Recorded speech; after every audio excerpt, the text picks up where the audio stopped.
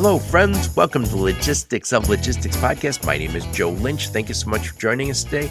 Today's topic is RocketFuel, Fintech for fulfillment with my friend Braden DiCristofano. How's it going, Braden? Good. Very good.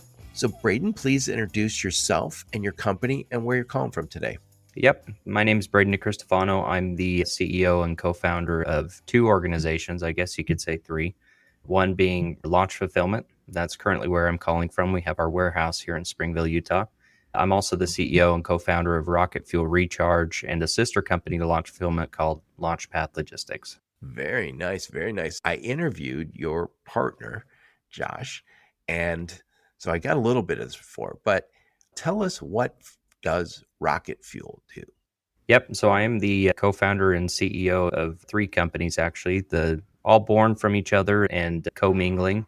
Our first company is Launch Fulfillment. From Launch Fulfillment, we founded RocketFuel Fintech for fulfillment. And then from that, we've also founded Launchpath Logistics, which is a logistics broker. Very nice. We'll go in order here. So the first company you have is Launch Fulfillment. What problem are you solving and who you solve it for? Yeah, Launch Fulfillment is very much a true fulfillment center. Okay, so we handle business to business and business to consumer fulfillment on a pretty large scale. We have three locations. We have Utah, Kentucky, and then we also have a facility out in the United Kingdom. But we're very much a great one-stop shop on the logistics sphere for our customers. And I know that's a cliche term. We'll talk more about Launch Fulfillment in a second. So what is Launchpath? Launchpath Logistics is like that little fish that hangs on to the baby shark or to the shark. Basically, we started Launchpath Logistics to service our customers only in launch fulfillment. So it's a full freight brokerage, import-export, but only for launch fulfillment clients. Very nice. And your last company, last but not least, is RocketFuel. What does RocketFuel do and what problems is it solving and who does it solve it for? Yeah, so RocketFuel was born from launch fulfillment. It's the first fintech specifically built for the fulfillment industry, right? So this has always been a very blue collar industry, fulfillment. And we realized in the blue collarness of this industry that there's a lot of white collar problems on the financial side of things. And RocketFuel solves those problems, anywhere from ensuring cash flow is solid to ensuring that your packages are being audited in a more automated format, to carrier disputes, to full billing, pick, pack, ship, giving customers visibility, litany of things. Yep. I remember probably 10 years ago, I was touring a warehouse and somebody said, they're showing me some different things they're doing. And then the guy said, Joe, basically warehousing like we do it is you take things out of big boxes, you put them in little boxes and you ship. And I said, very simplified. Yes. And I said, okay, that's good. But the devil's in the details because shipping is not easy. By the way, the speed of this thing is not easy because if you get an order in by 2:00, it's got to ship that day. And there's shipping with multiple different carriers and there's auditing problems. We'll get into all the problems later, but it was very interesting to me to think of warehousing as the simple part of it is we take things out of big boxes, we put them in little boxes and we ship them. And put a whole lot of stuff in a building. That's it. Yep. Simple as that. Braden, tell us a little bit about you. Where'd you grow up? Where'd you go to school? Some career highlights before you started all these companies. Yeah, I grew up in Pleasant Grove, Utah. Very much a fan of Utah and the beauty surrounding this area. Very much a fan of the business focus in Utah. And obviously with that, grew up in a traditional family in the Church of Jesus Christ of Latter-day Saints and went on my mission to Jacksonville, Florida, which covered upper portion of Florida, all the way into Georgia, all the way into South Carolina. But if you really want to say what my school was, I'd say my school was my mission. Following my mission, I really only attended 6 months of college at LDS Business College. And that was just more, I would say I took one entrepreneurship class. And you said, that's it. That's all the education I need from you guys. I didn't care for the business law. I didn't care for the project management, even though I use all that entrepreneurship class that struck. So I did one semester at LDS Business College, and then I went from there to getting into sales, right? So I did the door-to-door thing for about 3 years. I did really well in the door-to-door sphere, but knew it was limited, right? Knew I was hitting a ceiling. I could be a guy who goes out and knocks doors and builds a team. That's the career. And I didn't want that. I went from that into working in packaging. So I actually was a Utah division sales manager for a company called Traco Manufacturing. And that was selling boxes, tapes, labels, your general packaging. This was the education you needed. Exactly. So I did that for a little over 5 years, and a bulk of my clients were fulfillment centers and contract manufacturers. And I really got to see the back workings of that world. And I really started to learn finance. I started to learn everything you learn when you step into the career field. And that led me into saying, hey, yeah, I really want to start a fulfillment center. I think there's massive opportunities in this. And ultimately brought my best friend and current still best friend, more like a brother, Josh, into the picture, and we ran. So Very nice. Now, I interviewed a partner and buddy, Josh. I'll make sure I put a link to that in the show notes. I'll put your link to your LinkedIn profile and any other links you and your go-to-market team give me.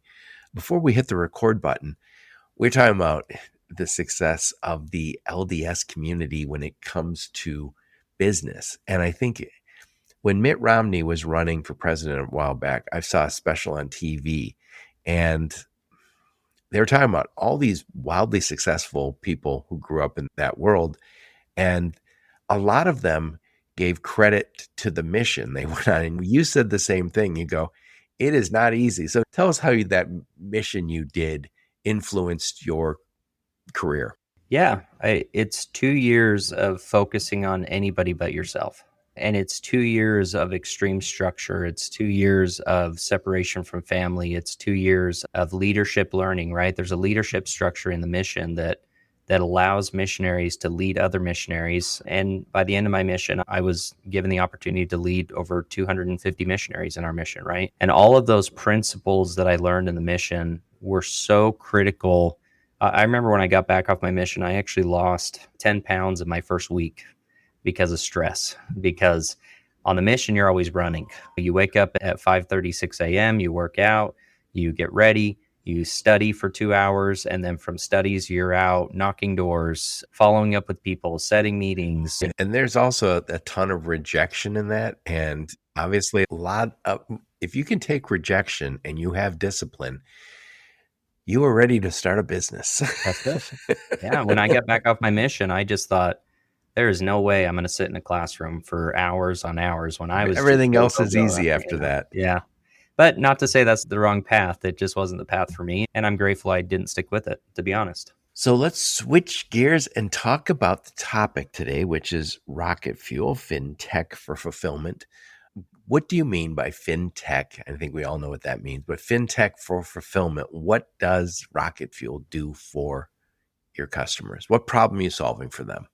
Yeah. And when we talk fintech in the logistics sphere, there is financial technology, but there was not a lot of great financial technology. And we really felt that a lot of the financial technology missed the major problems. It was very good at reporting. Yeah. So you told me before that RocketFuel started to solve one problem. Let's talk about that one problem first. And you discovered it while working at Launch Fulfillment. So you guys had a problem.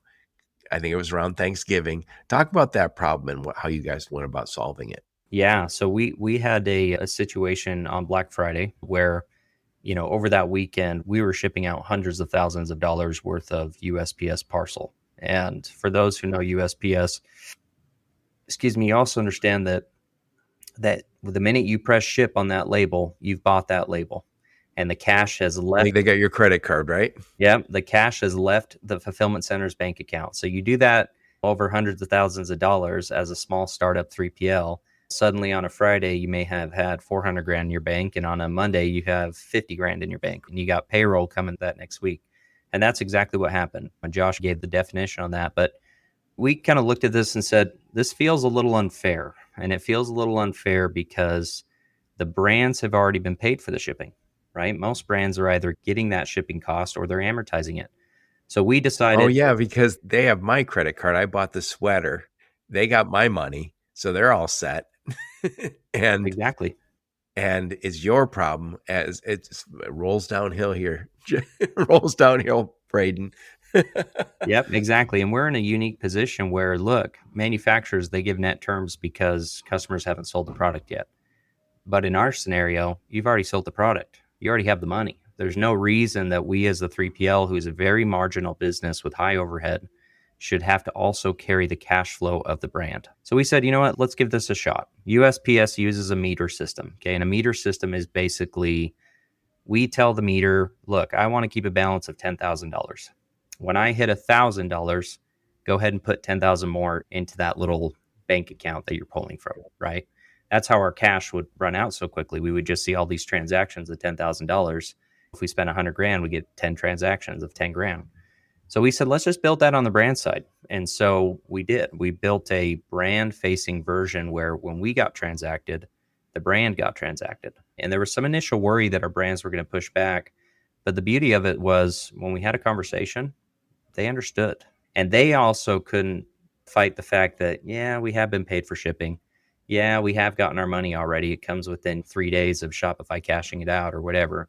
So it makes sense. And additionally, this is one of the most partnership driven industries out there. Like a fulfillment center is not like a manufacturer. The brand is going to talk to the fulfillment center every single day. It is their back warehouse. And so if your back warehouse fails, that's catastrophic for a brand.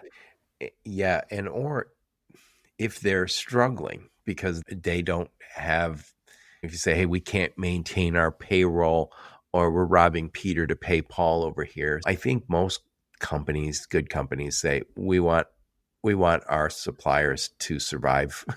We want them to thrive, right? Yeah, they want them to thrive because it means more employees focused on more eyes and faster order fulfillment and all those things. But fulfillment centers don't have that luxury. They just don't have the cash. And unless they've been around for a long period, 5+ years, 6+ years, a bank is not going to open their coffers.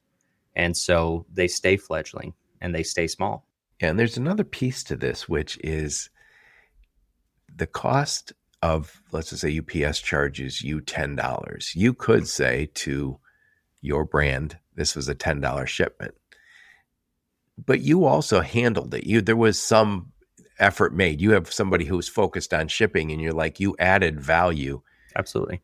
And you can, through your system, add a markup on that UPS or FedEx or regional carrier. Yeah, and that's pretty common. Fulfillment centers of today have to make money on shipping. That is something that brands need to understand. There is not enough money in handling and storage for fulfillment centers to maintain profit. Even with the money we make on shipping, we're 7% net profit company. We're not swimming in cash over here to the point where, oh yeah, it's no big deal, we'll float everything.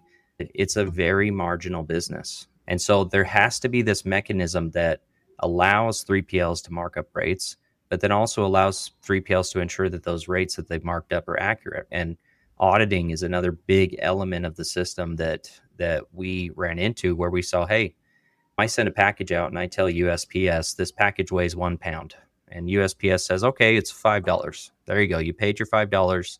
I turn around, I tell my customer, yep, it's $5 plus my markup, so it's $5.50. USPS, they take that package, they weigh it, they measure it, and they come back and say, oh, you know what, Braden? It's actually 1.2 pounds. And the new cost is now $5.60. I'm underwater 10 cents, even after I marked it up and sold it to my brand. That happened to us again on another year, and we lost $250,000 just in markups that in adjustments we didn't catch. Ooh. Yeah. So these are some of the financial problems. You got a cash flow problem, you have a margin problem, and these are huge deals. And if I could interject for just a second, the cash flow thing, I worked my first job at 19 years old. I worked for my dad. He owned an engineering business. And I remember we had engineers that worked with us and designers. And I remember we worked with the automotive companies and huge companies that could pay us out of petty cash. That there was nothing but what we're asking for. But we would consistently find ourselves not getting paid in 30 days. And our payroll was huge and our margins wasn't super high. And I just remember, and then when they came up with the CAD systems, we're like, we're never getting paid on time now. Explain to me. And I remember it was such a struggle. And then years later, I was flipping through a magazine and I read about Michael Dell and Dell Computer, which is a famous cash flow story. Dell Computer grew like a weed for 15 years. And Braden goes on, buys a computer for $1,000. Dell Computer says all their suppliers on net 30, net 15, they funded their growth through their own money. And that is such a dream come true for a business owner. Oh, that's the ideal situation. Sure. And you're not doing that 100% for these companies, but you're giving them a big boost. Correct. I'm right. We're trying to level the market, right? We're trying to right size the way that cash moves in the logistics sphere because it's a problem. It's a problem that's putting thousands of 3PLs a year out of business, right? And this lack of visibility, this lack of knowledge of how much money they're actually making is a rampant issue. And so this fintech has to be focused on 3PLs. There are problems that 3PLs face that other industries don't face. And so RocketFuel is very specific, and we're going to build every financial tool we can possibly build. If there's an issue in the market and we can solve it, we're going to build it and we're going to put it in RocketFuel. Because at the end of the day, we're fintech for fulfillment. Yep. So you started with solving one problem, which was a little bit of the cash flow problem with shipping. So if I'm working with RocketFuel, I basically have a meter that I've got for my customer, very similar to what you have with UPS, FedEx, or one of the big regionals. And in addition to the cash flow, you're letting them mark it up. Correct. And audit it post-market. Yeah. And the auditing is just as big because that sometimes the difference, if the auditing is hard because FedEx and UPS don't make it easy to do auditing. Please explain. Yeah. So when we got into the auditing side of things, we found that some carriers are very transparent. I say very transparent loosely, right? But USPS actually allows us to access their API and pull what those adjustments are so that they can be audited in real time. Well, FedEx and UPS, they don't allow that. And you can tell that They don't want probably auditing. exactly. You can tell there's probably a purpose behind that. So what we did is we said, okay, you give us invoices every week, and those invoices are pretty much the same. So we already have the data flowing in from their WMS system. So all a 3PL needs to do is take their UPS invoice, drop it into our system, and it will actually match it up against what they had pulled from their WMS. So we've basically gotten around the lack of API by building out this invoice mechanism. Yeah. And that's super important. So when we talk about auditing, just to make it real simple, it's the difference between what I was quoted and what I was invoiced. So if I was quoted $8, I don't want to find out that it's $9. Oh, yep. And I only charged my customer $8.80. Yep. And now I'm 20 cents under. There's another piece of auditing, and I'm wondering if you guys get into this at all, which is there's dozens and dozens of different service levels at UPS FedEx. So if it's supposed to be there by 10 a.m. and it didn't get there till afternoon, can you capture that for me? Yes. So we actually capture all the late shipments. Ooh, I So like we'll it. recognize, hey, that these are all outside of standard. These are all outside of format. There's a company out there called Shipware that does this on a very granular level and actually files the claims for you. That's not been the biggest focus of our system, but that's something that will be integrated in the future, where we'll actually catch the late shipment and then work with you to file the claim back to UPS to say, hey, you told me 2 day, it got there in 3. So I need a reimbursement on that 2-day shipment. I remember years ago somebody was doing auditing for us, somebody in-house, and this is when I was at a 3PL, and we found a little bit of money that the carrier owed us, and they said, okay, we see all this. Rather than give you this, how about we just cut what we charge you 1%? And because they didn't want to get into that business of that back and forth. And we basically said, I think it was basically the 1% less covered all of the issues. And we were happy with that because, okay, there was going to be some issues here and there, but we didn't have to chase it. But I think good business kind of dictates that you understand when you're paying for something that you're not getting, whether it's not being there on time or paying more than you should have for another service. And billing in fulfillment is a moving target. In manufacturing, it's pretty simple. I go to 5 manufacturers. I ask for a bottle. I give them the specs. They're going to give me a price, right? Simple as that. This is $2 a bottle, $1.80 a bottle, and you can compare side by side, right? In fulfillment, there's 40,000 plus 3PLs, I think, in the North American continent. And All 40,000 have a different flair of some kind on, oh, I charge this much for this, I charge this much for that, I charge a wrap fee, oh, I don't charge a wrap fee, I charge a pallet out fee, oh, I don't charge that, I charge this, I'm cubic foot on storage, I'm per pallet on storage, I'm there's not a symbiosis, and it makes billing very difficult. It also makes it difficult for the brands because they're sitting like, what are my costs? I can take a $2 bottle, multiply it by 100,000. I know I'm going to spend 200,000, but what am I going to spend with you guys? Right. And so really figuring out ways to right size that and give brands clarity of what they're buying, how much it costs per order, what it affects their bottom line. Those all seem like very simple concepts that just don't exist effectively. And WMSs, I think they're working very hard to build incredible operational tools and they're constantly flowing through this omni-channel world of, I've got to integrate with Shopify. Now I need to integrate with this element of Shopify. Now I got to deal with TikTok. Now I got to deal with this. And it's difficult for them to then double down and create a great billing system. And so that's where we see the holes in the market. And that's where we look at that and say, I think we can make this better and really hit what fulfillment centers need. So you can get them the metering, the auditing, the claims and disputes, updates on that, and super important. And if I could throw some of this more general about the industry, during COVID, we saw this huge boom in e-commerce. And we all knew, so when e-commerce boomed, obviously fulfillment boomed.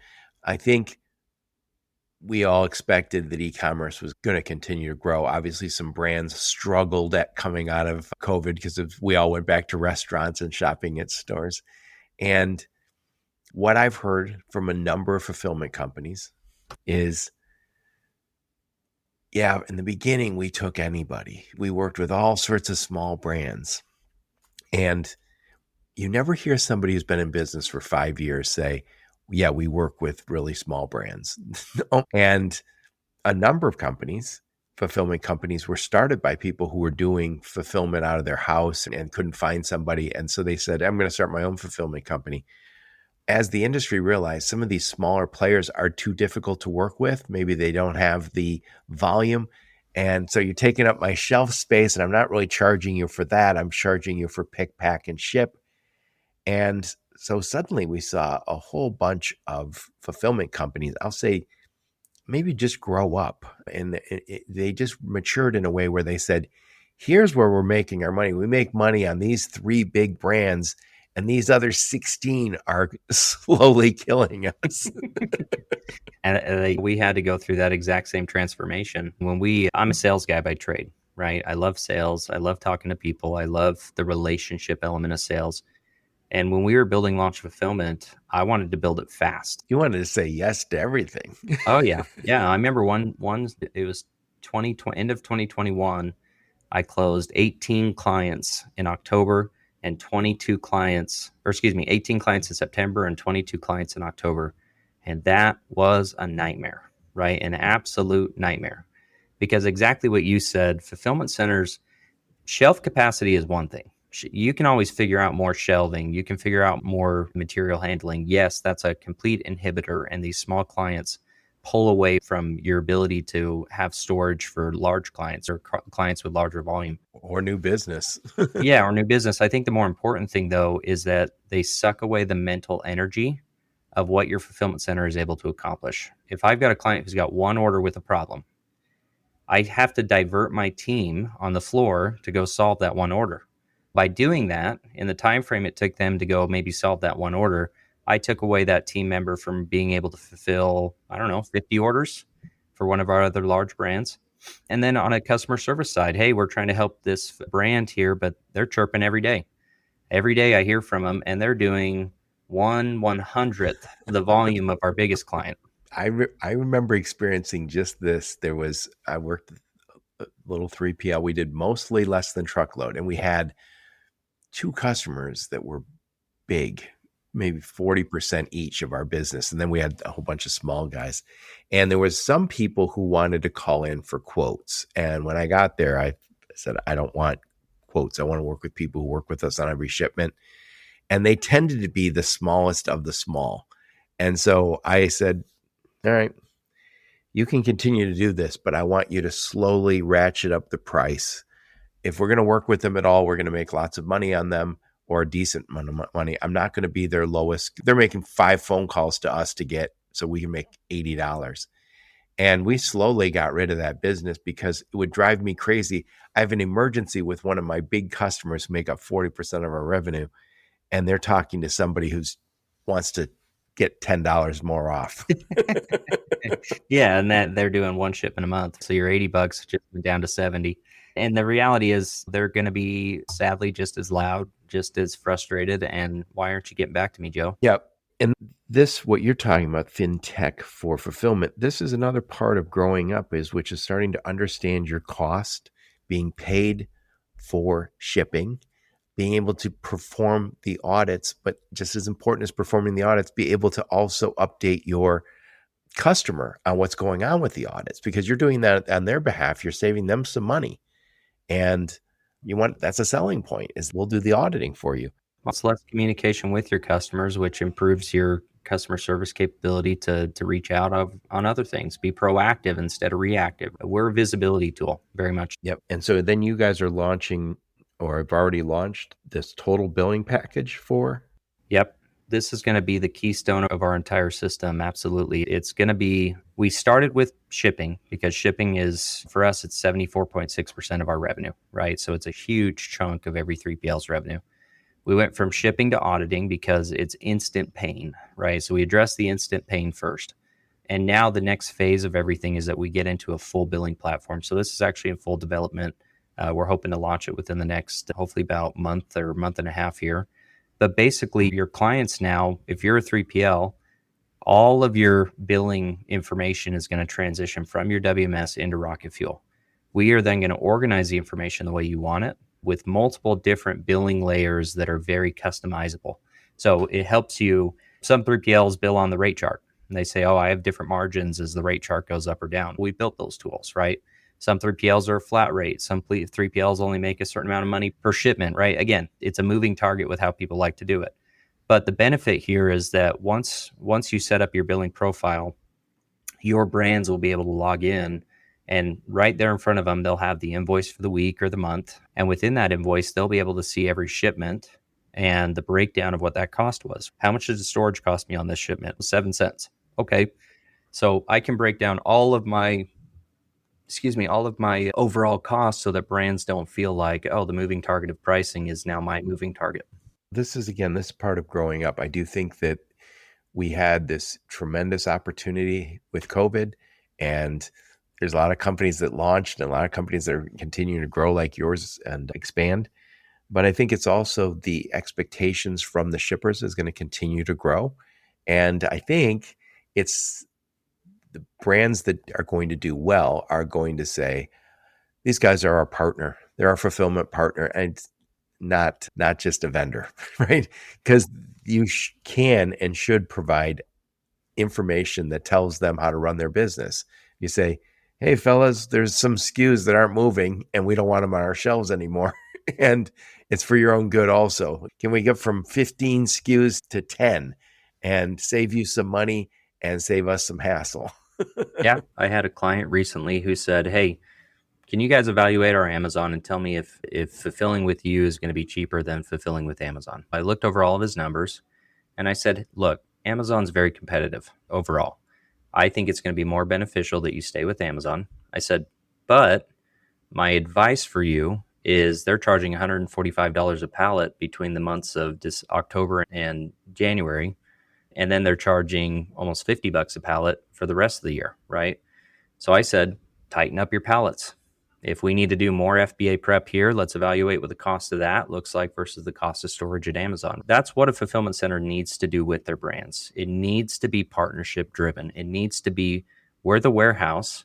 And so if I'm your operations manager who's running your warehouse, I'm going to give you advice on your brand, right? We have to have a bit of ownership in every brand that's in this building, which is why it's dangerous to take thousands of customers. Yeah, it's also to be that consultant, you have to have this. You keep getting back to, you have to have the numbers, and this is why you need fintech for fulfillment.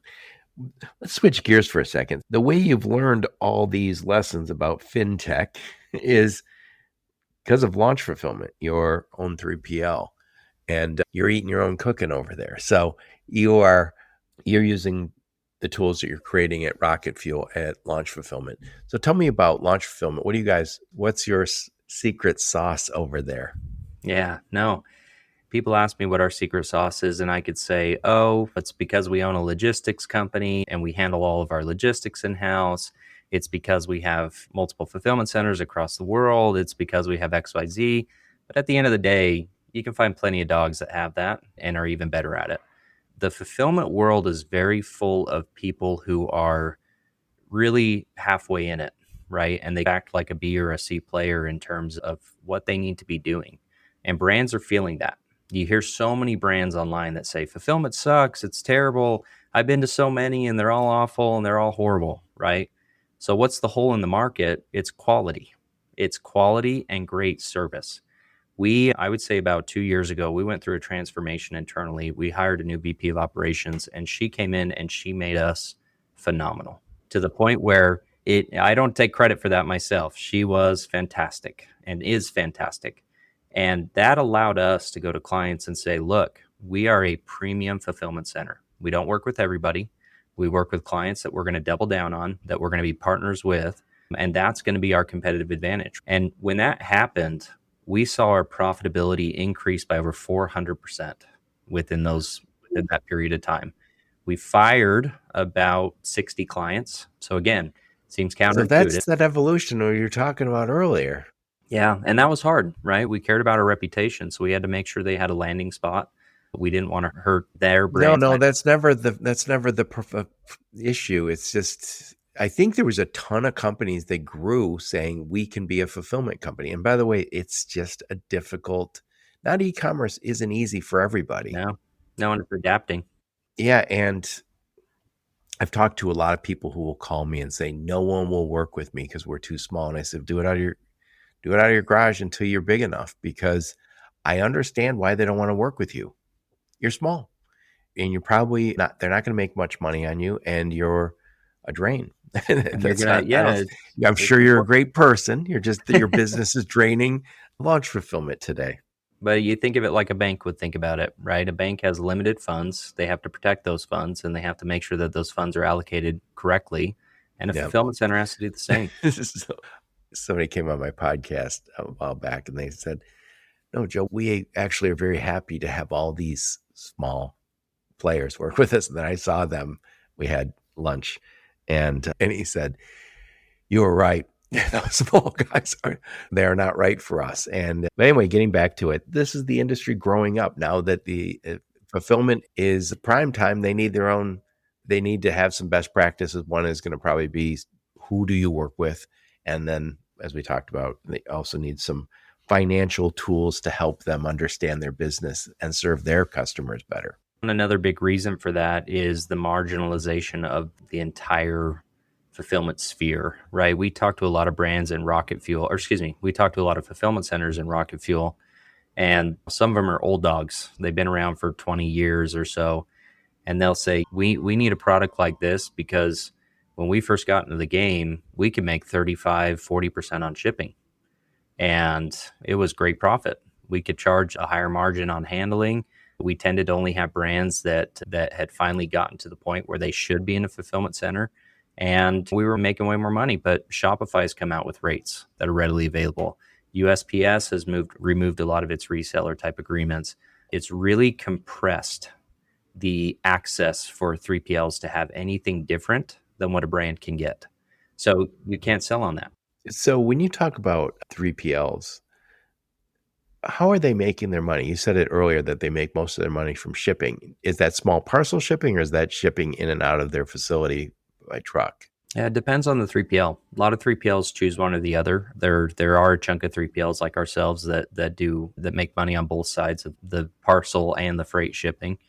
But if you look at what the 3PLs are getting now, you're lucky to get 10 to 20% on shipping. That's a realistic margin. So that is on the small parcel shipping? Small parcel, yep. And even pallet shipping, 10 to 20% is a realistic number because there's so much competition. And so there's a natural reduction of margin. And that's caused 3PLs to have to get extremely tight, and not just tight on their auditing, but also tight on their cash. Hey, I don't have as much money. While we were prepping for this conversation, you talked to me a lot about operational excellence, and you said it's just necessary to stay in this business. And I think that's there. This is the evolution. When e-commerce blew up during COVID, especially, they were just happy to have someone who would help them out. And then over the The last majority of 5 years, packages out the door. Yep, they said, "Yeah, we hired you originally, and because you were said yes, but now we need to make sure you're the right partner." exactly. And that's the evolution. Like you said, it's brands of today are not willing to be as patient with a fulfillment center that's not willing to hold a accuracy rating above 99.99. That's the reality. So let's just say right now, I was one of your customers. If I get orders, let's just say I always use the example of sweaters. So the sweaters are on your shelves, and that order comes in. What time is your cutoff time for shipping that sweater today? Yeah, so everything that comes in from noon the day prior to noon the day of gets shipped out that day. So we have a noon to noon cutoff. In the UK, that cutoff's even further up, right? Because a lot of the UK is 100% next day shipping. So a lot of the UK customers, I ordered it today, I better see it tomorrow, right? So we have to mend our standards to really match what the market is. But running a fulfillment center is like driving a car and changing the wheels and changing the engine and changing all the parts you need to while the car's going 80. It never slows down. And your customers will never allow it to slow down. You need to keep up. I have a friend who owns a restaurant, and a top restaurant, and they did really well. And said every night is like doing a production of Cats. Yeah, I can imagine that. It's exacting and crazy, and you go, "Oh my God, this is a once in a lifetime. Well, let's do it again tomorrow." Yep. We'll see you again tomorrow. And hey, if we miss a day, then we got some catch up to do. And so, yeah, running a 3PL is running business on hard mode. I believe that fully. It's a very difficult industry, from operations to finance to customer service. It's very difficult, and we're just trying to make it that much easier. Yep. So we have one other company we didn't talk about, which is Launchpath, and that is a truck brokerage. Yeah. So basically, the first money we ever made in launch fulfillment was on freight. So I even have a picture of me and my business partners standing over a pallet, and that was our first ever revenue. So we knew freight was always going to be an integral part of the business. Also, if you're a brand, you're going to be selling not only online, but you're also going to be selling to Walmart, Target, Costco, whoever, right? And so is it ideal, and does it offer a premium touch if we're telling that brand, hey, yeah, we don't deal with any of that. Go ahead and work with these other guys, right? Additionally, there's revenue lost in that. Now, you have to be very good at logistics. Again, don't do anything unless you can be great at it. And our whole thing in that was we want to make sure that we can provide in-house freight for our clients where all of their needs are taken care of. And they can basically do everything from my customers' orders are going to their house to my customers' orders are going to Costco or going to KeHE or CST Diamond or UNFI or any of the major distributors, but it's going there under the right routing guides with the right carriers at the right price. And that's what Launchpath offers. We don't sell to brands outside of launch fulfillment. Yeah, I think it's very difficult for the brands and for the fulfillment companies. Retail logistics was hard enough where you say, send us an LTL or a truckload of goods and we will sell that. And then when we start running low, you send some more. Because now, as you mentioned, I might be selling on Amazon.com, Walmart.com, maybe some other websites. You're selling on your own website. And then you might also say, yeah, we also are selling through Nordstrom's or through, and you have to have the right inventory for every one of those. So I can't say, yeah, I took all of my stuff and gave it to Walmart, and then I got some Amazon orders and now I can't fulfill them. You won't be on Amazon for very long if you don't fulfill, because I believe they have very exacting standards. You fall off of the map. You're on page 7 if you can't deliver to their standards. Oh, yeah, or you're not on page anything. Yeah, you're shut down. And that's the danger, right? That's where fulfillment used to be, okay, I got an order. I can take 2, 3, 4, 5 days to fulfill it. It'll take 5, 10 days to get to the customer's house.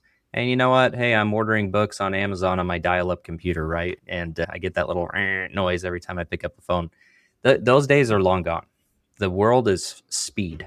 People will order it on TikTok, they'll order it on Amazon, and then they say, "Where the heck is my package?" 'Cause there's a comedian that says, "I just ordered it. Why isn't it in my hand?" Yeah, yeah, exactly. But that's the new world. And if you can't keep up with those standards from a technology standpoint, an operational standpoint, a speed of communication standpoint, and a price standpoint, you'll go out of business. It is that simple. What are you seeing on the same day, next day?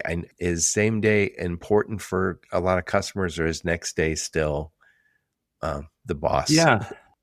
You still get plenty of customers that are doing extremely well on Shopify, just with your standard, hey, you ordered it today, it's going to be fulfilled by either today or tomorrow, and you're going to get it within 2 to 4 days after that. That's still an acceptable level, I think, within today's world.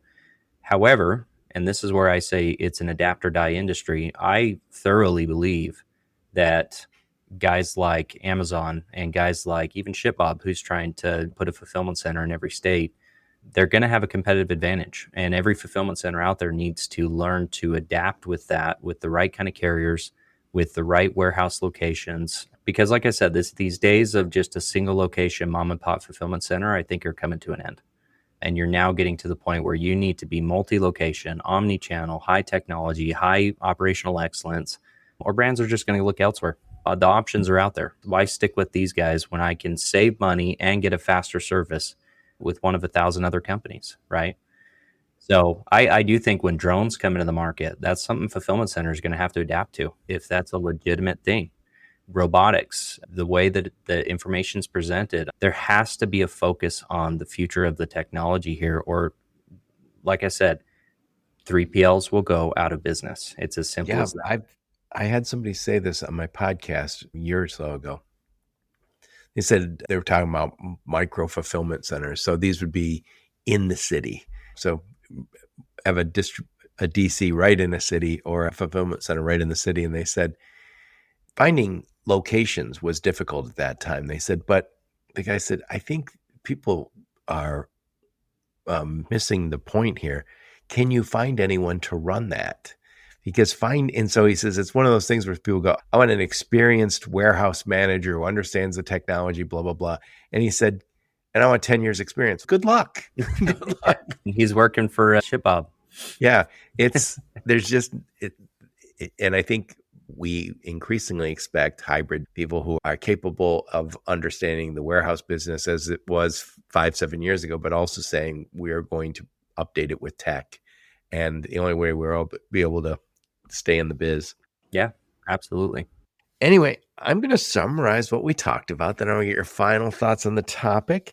So I'm talking to my friend Braden DiCristofano, and we're talking about RocketFuel, Fintech for fulfillment. So RocketFuel started as a metering company. So helping 3PLs meter just like they get metered from the USPS, yep. UPS or FedEx. And it's allowing them to really improve their cash flow. That's why they call it RocketFuel. It's a business where cash flow is at a premium, all businesses like that. And then it started with metering, but then it continued on with auditing. Very important in this biz. And then with claims and disputes, and then the ability to update your customers on where those claims and disputes were. And soon you guys are going to add a billing system. So this is going to be from soup to nuts on all the fintech you need as a 3PL. And the good part about what you guys are developing is you're eating your own cooking. You are using these tools at launch fulfillment. Now there's other people using them now, but you test them all out.